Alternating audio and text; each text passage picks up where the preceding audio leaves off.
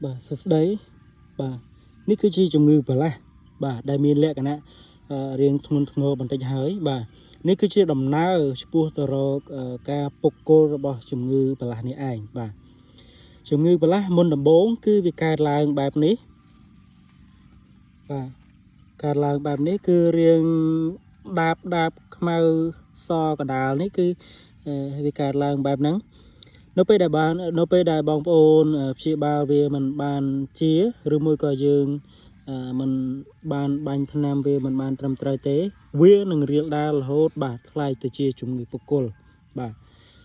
มุนตะโบงเวกาตะลางดอลเลอร์สลักเตบาต่อตะเปลเวกาคลางเต้าเวกาตะลางดอลโหดอลบาสต็อปบาบาสต็อปบาสต็อปสลักบาเวเรียลดาตะดาวกลบา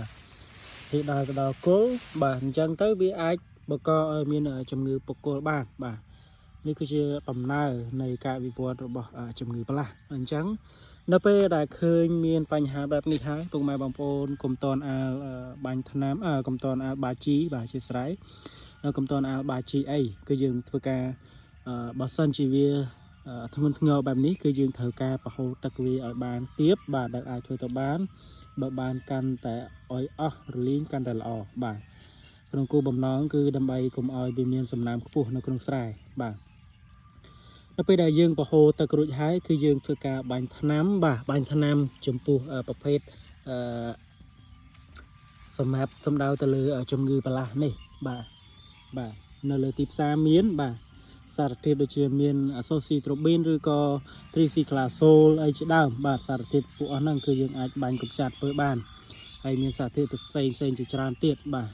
ហើយអញ្ចឹងយើងត្រូវតែចាំបាច់ធ្វើការបាញ់ថ្នាំមុនបាទបន្ទាប់មកចាំយើងមើលតាមស្ថានភាពបើសិនជាវាក្រៀមហើយបាទបើសិនជាវាក្រៀមហើយបដូរវាលូតមកល្អហើយអាហ្នឹងចាំយើងបាទ